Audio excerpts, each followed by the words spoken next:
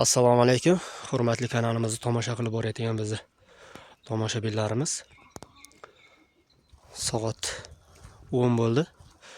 Qor yoqqani hisobidan tavxonaning ichi sovuq, shu uchun atrofga pechkamizni yoqib qo'ydim. Tavuqlarimiz, bu yoqdagilar legorinlarimiz donlarini berib hozir bo'ladi.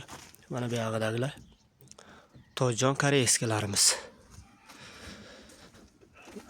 Mana bu yerda legorin tavuqlarimiz mazza qilib issiqqinada yotishadi o'zi bilan. Endi hozir ichkariga kirib ko'rsataman men sizlarga atrofga pechka qanday yonishini.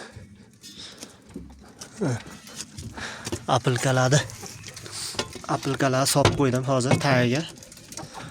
Apilkalar solmasak tagida sovuq chiqib, tavuqlarimiz oyoq yaxlagandan keyin tavuqlar tuxum qilmay qo'yadi. Shu uchun mana shu ko'rinishda apilkani solib qo'ydim.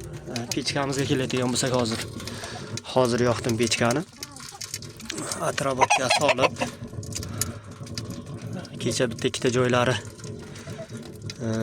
svarka qilib qo'yganimda shilak joylarini urgan yo'q edim. Shilak joylarini ham urib hozir endi yaxshilab qo'yib qo'ydim mana.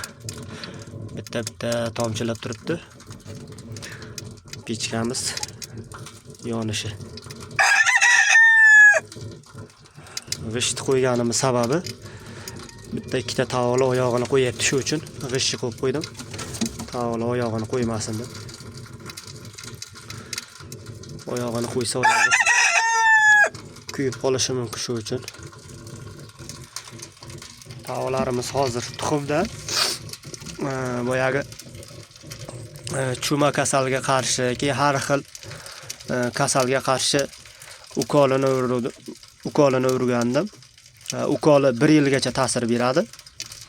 1 yilgacha misol uchun ukol qilmasa bo'laveradi. Hozir ukolni urganimga 2 kun bo'ldi, lekin tavuqlarimiz kecha ham tuxum qildi. Men o'yladim tuxum qilmaydi deb o'ylasam, yo'q, tavuqlarimiz eti yaxshi.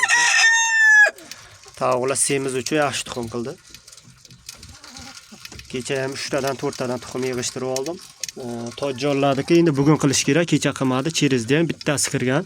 Shu katta tavuq kirgan, hozir mana yotyapti o'sha yana tuxumga. Bu yerda mana tojjonlarimiz.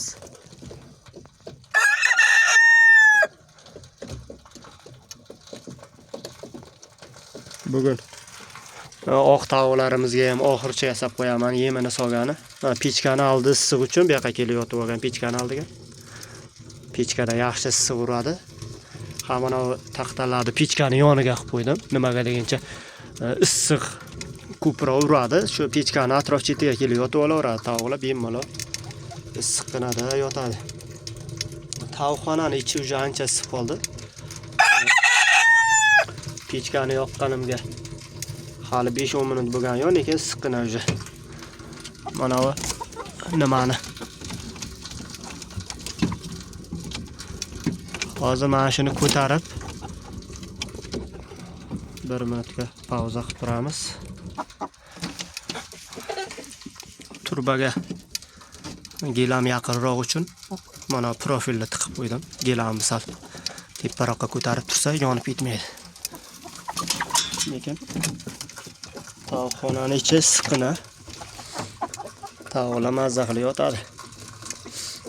Atrofni mana shunday tomchilashda qilib qo'yish kerak ekan. Shu tomchilashda bo'lsa, zo'chan 1 litr atrofga 3 soatga yetar ekan. Shunda hozir men 2 litr solib qo'ydim. Pashta примерно 2 litr solib qo'ydim. Bu degani уже 6 soat. Mana atrofimiz to'llar. Shu mana shu idishchaga pashta 2 litrga yaqin sig'ar ekan. 6 soatga. Atrofkani narxi ko'tarilibdi hozir 20 so'mdan deydi. Men 15 so'mdan olib keldim. Kechki payt shunday yoqib qo'ysak, tavuqlar tuxumdan chiqib ketib qolmaydi.